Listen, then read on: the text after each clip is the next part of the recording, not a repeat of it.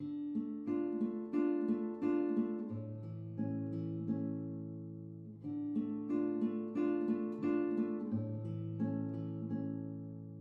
is a secret proverb born from Spain, a proverb ancient beyond memory. In fact, today there are 4 men alive who know the proverb's exact words.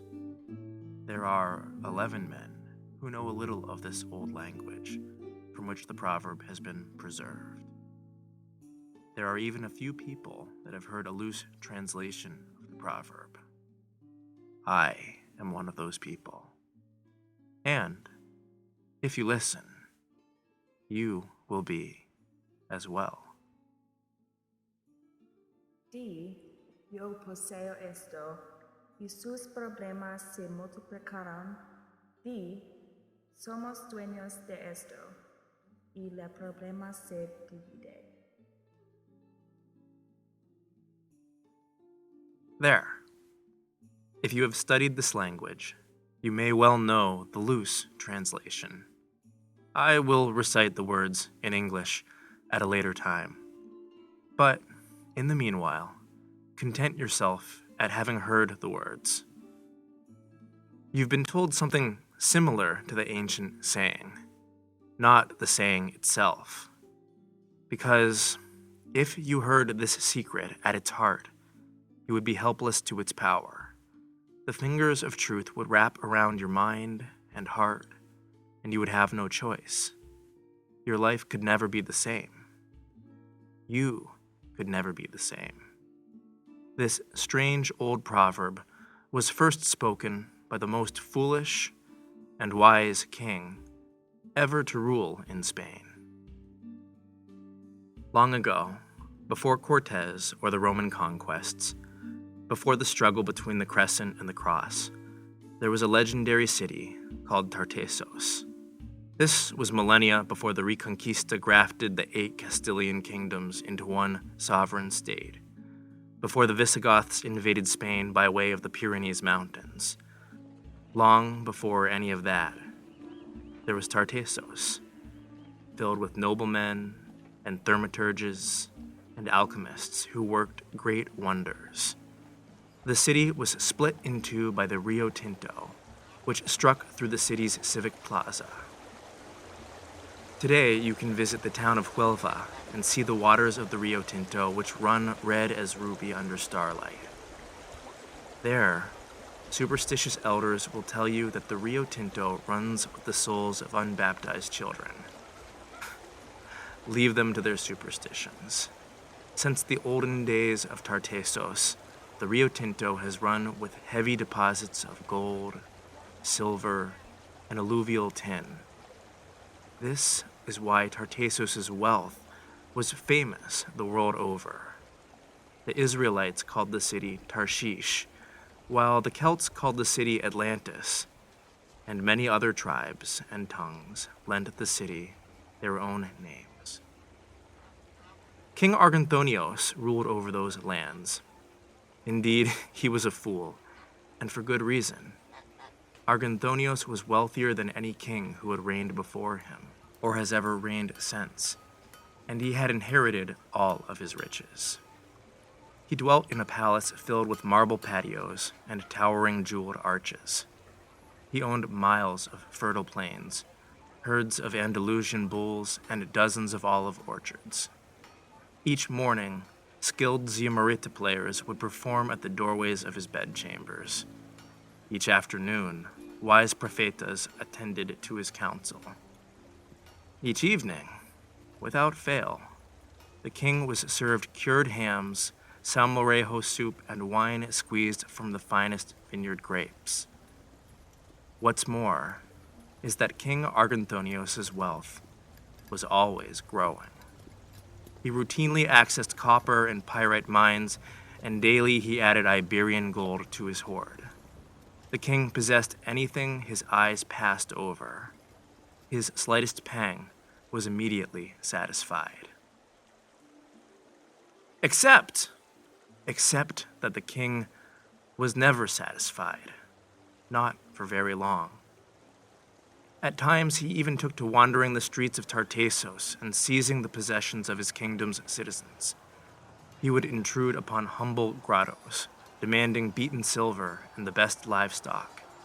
He would disturb the towers of physicians and alchemists, seizing irreplaceable scrolls. The people of Tartessos cursed him and called him a fool when he was away. Yet they could not put a stop to him, for he was the king. Perhaps you are like me. Perhaps you've lived through times when you owned almost nothing, not even 2 coins to rub together. Perhaps, like me, you'd think that foolish Arganthonios would be very pleased with his possessions. You'd think that his many blessings would make him the happiest man alive. Like me, you'd be wrong.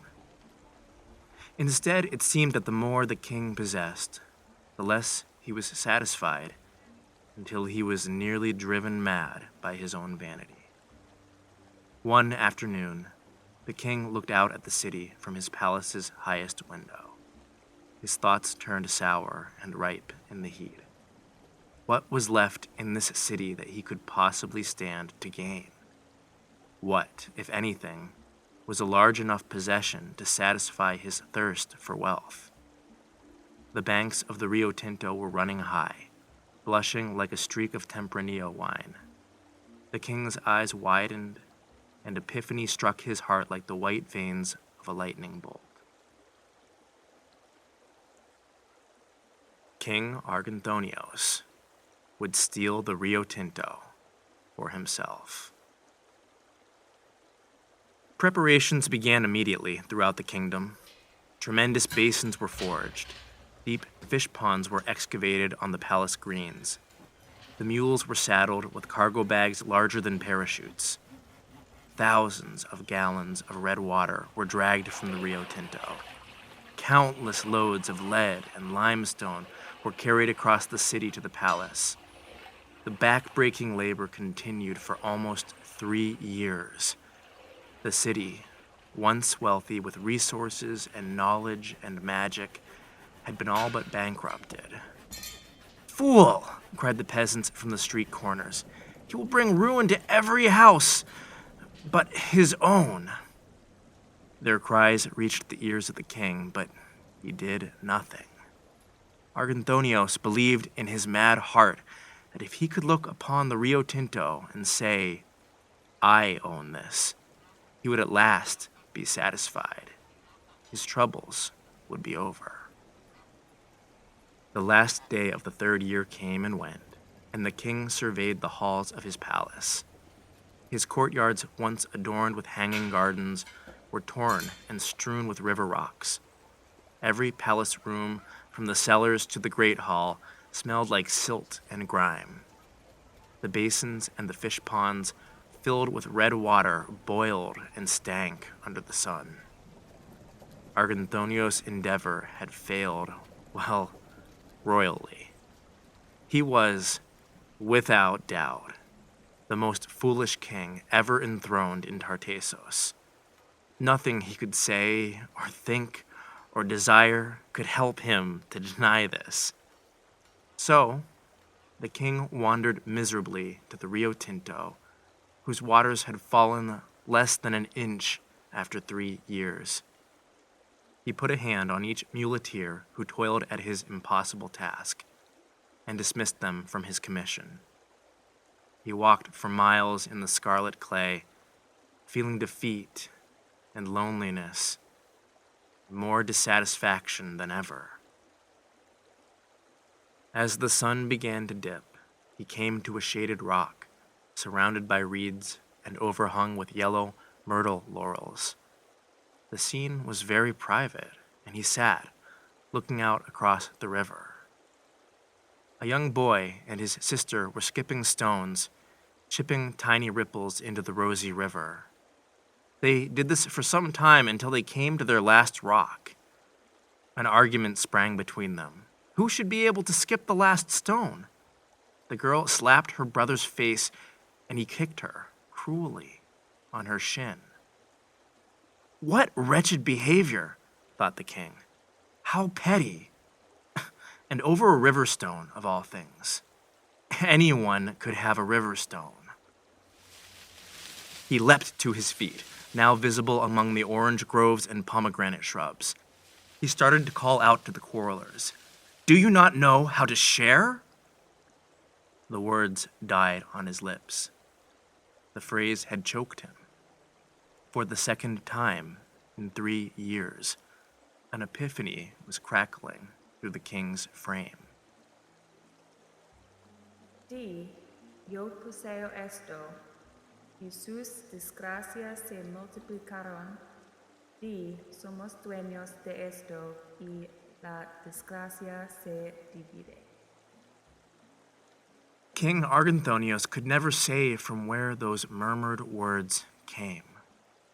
Not even the wisest prophetas could trace the origin of their wisdom. Of course, you and I may never know the exact words he uttered at the banks of the Rio Tinto. The proverb's translation means something simple, yet true. Say, I own this, and your misfortunes will multiply. Say, we own this, and your misfortunes will be halved. Old Arganthonios was forced to confront his foolishness that very day. He sought to own everything in Tartessos, including the Rio Tinto. Instead, he had become the most miserable person in the entire city. So many of us come to a point in our lives where everything we believe changes in the space of a single moment. The king of this story had such a moment, as soon as the words left his lips. In the weeks and years that followed, the king made it his business to become quite poor. He poured everything he owned into the city he had so carelessly despoiled. Before long, Tartessos was richer than it had ever been, so wealthy that King Solomon himself requested tribute from the great land. The people cried, "Fool!" louder than ever from their street corners, but they did so in jest, exclaiming that only the best kind of fool would be kind-hearted enough to go poor for the sake of his people. The annalist Herodotus wrote that the king Arganthonios lived to be 120 years old, and I am sure that he ruled wisely for many of those years, until his mustache was white as pearls.